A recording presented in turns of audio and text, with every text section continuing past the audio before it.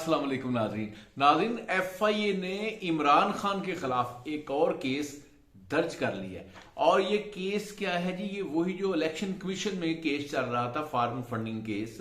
उस सिलसिले में जो पीटीआई ने हाई कोर्ट से कई दफा स्टे लिया, फिर सुप्रीम कोर्ट चले गए, लेकिन आखिरकार इलेक्शन कमीशन से फैसला आ गया और कबीना ने फिर ऐलान किया कि इस पे अब पूरे केस दर्ज होंगे क्योंकि ये रॉन्ग डूइंग हुई है। इलेक्शन कमीशन ने कहा है कि पीटीआई ने गलत तरीके से फंड जो है वो इकट्ठे किए हैं और वो गलत अकाउंटों में गए हैं और उसका पूरा प्रॉपर हिसाब भी नहीं दिया। और अपनी जो होती है इलेक्शन कमीशन को जो अपना पूरा फाइनेंशियल डेटा सबमिट करते हैं उसमें भी उनका जिक्र नहीं है।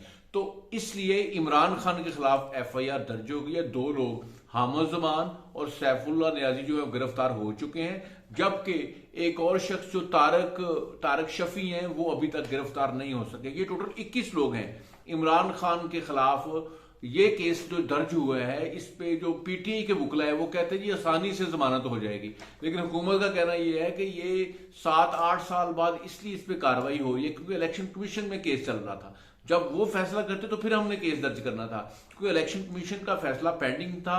और ये जो है ये कोर्ट्स में मुख्तलिफ केस जो है जा रहा था जगह जगह पे, मतलब सुप्रीम कोर्ट में, हाई कोर्ट में। तो इसलिए हमने उस वक्त एक्शन लिया, इसलिए डिले हुआ है। तो हुकूमत का कहना है कि डिले इसलिए हुआ है, जबकि पीटीआई वाले कहते हैं ये डिले जो हुआ है इतने अरसे बाद आपने केस दर्ज किया है, इस पे ही हमें जो है जमानत मिल जाएगी। वैसे तो हाई कोर्ट हाजिर है, सुप्रीम कोर्ट भी हाजिर है। इमरान खान साहब आपको पता है उनको फौरन वहां से जमानतें मिल जाती हैं, हर चीज की जमानत उनकी हो रही है। जो भी वो क्राइम करें, वो तौहीन अदालत करें, वो जो क्या कहते हैं तलाल चौधरी है, दानियाल अजीज है, वो नहाल हाशमी है, उनको सजाएं हो जाती हैं, लेकिन तौहीन अदालत में इमरान खान साहब माफी मांग के बच जाते हैं। इसी तरह जज कहते हैं जी अब वोट काउंट नहीं होंगे पंजाब असेंबली के, और बाद में फिर उसी तरह होता है तो जज वोट काउंट नहीं करता तो कहते हैं वोट काउंट होने हैं। मतलब फायदा आपने एक बंदे को ही पहुंचाना है, वो पहुंचा रहे हैं फायदा, ठीक है, पहुंचाते रहेंगे। हुकूमत जितने मर्जी इमरान खान के खिलाफ केस दर्ज कर ले, 100 केस दर्ज कर ले, 100 में ये अदालतें बड़े तरीके से उनकी जमानत ले लेंगी। लेकिन मतलब ये मुझे समझ नहीं आती कि ये जब वो अरसा था, जब ये 2016, 17, 18 का एरिया था, उस वक्त अदालतें हमारी बड़ी एक्टिव हुई थी और वो छोटी सी हमें खुर्दबिन लगा के ऐसे करके ना खुर्दबिन लगा के वो उन्होंने वो अनविड्रॉल्ड रिसीवेबल पे प्राइम मिनिस्टर को नाअहल कर दिया। अनविड्रॉल्ड रिसीवेबल मतलब ऐसे पैसे जो किसी बैंक में भी नहीं गए, वो अकामा की एक रिक्वायरमेंट है, उस मुल्क की रिक्वायरमेंट है, और पिटिशनर ने इस पे पिटिशन भी नहीं की और इस पे आर्गू भी नहीं हुआ और जजों ने कह दिया जनाब ये आप ये तनख्वाह ले सकते थे, कंपनी एक्सपायर हो चुकी है, तनख्वाह लेनी नहीं थी। हालांकि वो अपने पासपोर्ट जो था वो डिक्लेयर किया हुआ था। जो पासपोर्ट होता है, जो इलेक्शन कमीशन में कागज जमा करवाते हैं, तो पासपोर्ट नवाज शरीफ ने अपना वहां डिक्लेयर किया था और वो पासपोर्ट पे अकामा होता है, लेकिन अकामे पे जो तनख्वाह होती है ना वो अपने रिसीवेबल के हेड में लिखनी है कि आपने ये लेनी है, हालांकि वो कभी लेनी नहीं होती। या तो किसी बैंक अकाउंट में होती ना तो फिर तो ठीक था। वो एक स्क्रीन शॉट था, वो कोई स्टेटमेंट नहीं आई थी, सिर्फ अकामे का एक स्क्रीन शॉट था, ठीक है, जिसपे वो लिखा होता है, उसका एक साथ कागज होता है जिसमें लिखा होता है कामे के साथ इसकी तनख्वाह कितनी, वो उस मुल्क की रिक्वायरमेंट है। तो अदालतें उस वक्त तो बड़ी एक्टिव थी। अब ये एक और केस दर्ज हुआ है एफआईए का। अब देखें खान साहब फिर वो जाएंगे काले चश्मे लगा के, फिर गाने लगेंगे टीवी चैनल्स पे, चश्मा काला चश्मा, चश्मा चश्मा काला चश्मा, तो फिर वो खान साहब उधर जाएंगे तो फिर वो आप देखें बड़ी इज्जत के साथ उनको फिर वो जमानती हो जाएगी।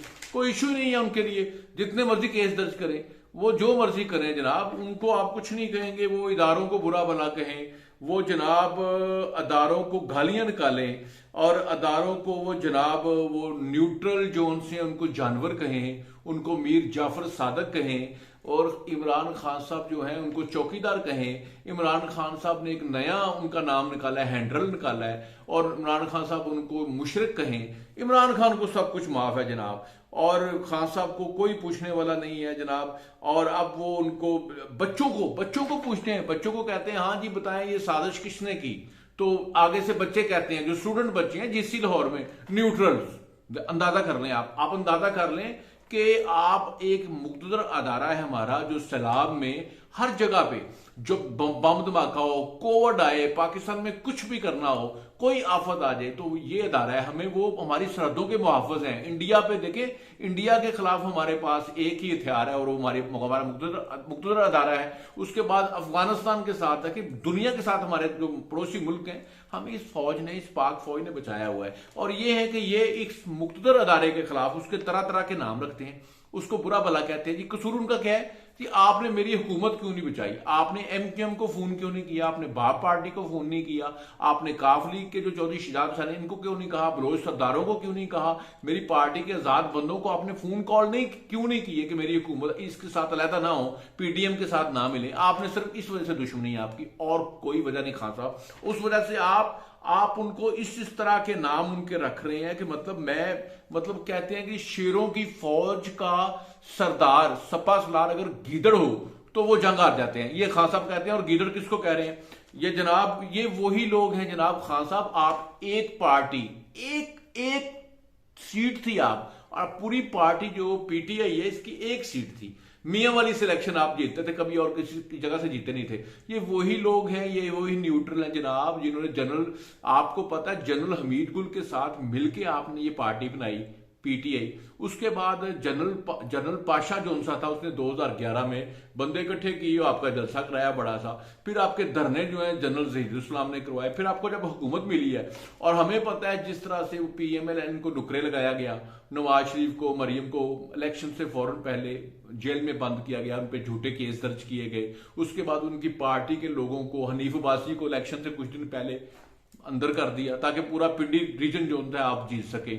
उसके बाद आपने आखिरी दिन पीएमएल के वो बंदे जिन्होंने इलेक्शन जीतना था उनसे टिकटें वापस करवाई, उनको आजाद इलेक्शन। ये सारा मिल मिला के हुआ था, रजीम चेंज। ये पाकिस्तान तरक्की कर रहा था, उस वक्त सारा कुछ ठीक था, हमारे कर्जे भी कम थे, डॉलर का रेट भी नीचे था, उसके बाद हमारे रिजर्व भी ठीक थे, महंगाई भी नहीं थी, लोड शेडिंग भी नहीं थी, सारा कुछ था, सी पैक हो रही थी, स्टॉक एक्सचेंज जो थी ऊपर जा रही थी, और हमारा करंट अकाउंट डेफिसिट भी कम था, हमारे मुल्क में इंपोर्ट एक्सपोर्ट दोनों से बराबर में जा रही थी, हालात बिल्कुल ठीक थे, लोग खुश थे।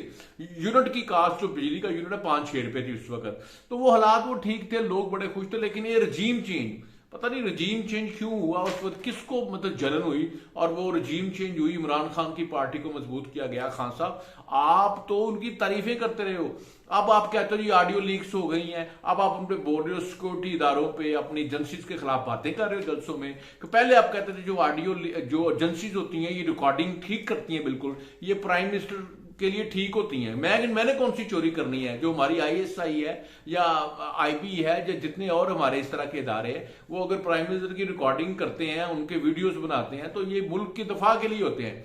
अब वो ऑडियोज जो है वो एजेंसियों को चैलेंज कर रहे हैं, एजेंसियों को बुरा भला कह रहे हैं। जनाब यही एजेंसियां थी, यही सारे थे, यही न्यूट्रल थे, जिनके बगैर आपका कोई काम नहीं होता था, आपका कोई असेंबली में बिल पास नहीं होता था, यही बिल पास करवाते थे। जो इलेक्ट्रॉनिक वोटिंग मशीन वाला बिल है वो इन्होंने ही पास करवाया था, बंदे लेके आए थे।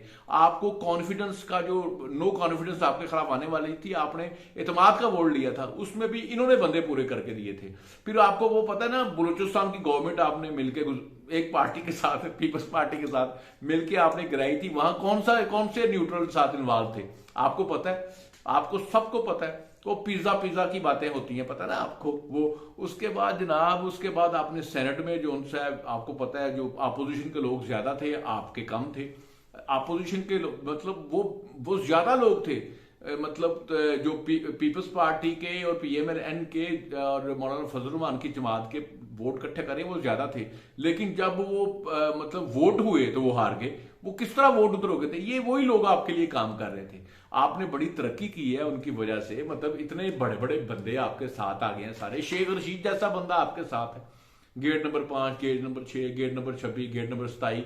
ये जनाब शेख रशीद आपके साथ किन की वजह से है? शामुद कुरैशी आपके साथ किन की वजह से है? फवाद चौधरी आपके साथ किन की वजह से है? ये बताएं। परवेज खट्टक की फैमिली पूरी किसकी वजह से आपके साथ है? उसके अलावा लाहौर में आप चले जाए, लाहौर में फिर जंगीर तरीन भी उस वक्त आपके साथ किसकी वजह से आया था? अलीम खान किसकी वजह से आया था? ये सारे बड़े बड़े दल से जितना पैसा लगा था, ये मलक रियाज भी आप पे पैसे फेंक रहा था। लेकिन अभी तो आपने मलक रियाज पे पैसे फेंक दिए हैं इसी केस के अंदर, जिसमें एफआईए इसमें जनाब मलक रियाज की वो पैसा जो यूके में नाजायज पकड़ा गया था वो भी इसमें आया है और वो मलक रियाज को वापस कर दिया गया है। अंदाजा कर लें आप, मलक रियाज को वो पैसा वापस कर दिया गया है। और ये एफआईए जनाब, एफआईए ने ये केस दर्ज कर लिया है, लेकिन मुझे नहीं उम्मीद कि डॉन को पकड़ना मुश्किल ही नहीं बल्कि नामुमकिन है। डॉन कभी पकड़ा नहीं जाएगा, याद रखें। अदालतें उसके लिए हैं, वो लाडला, अदालतों का लाडला है। ये चीफ जस्टिस साहब को पता है, ये सबको पता है, जितने भी ये लोग हैं। ये आप इस केस में भी फौरन जमानत आप देखिएगा, यकीनन अगले वीलॉग में आपको बताऊंगा जमानत हुई है कि नहीं हुई। अपना ख्याल रखिएगा। पाकिस्तान जिंदाबाद।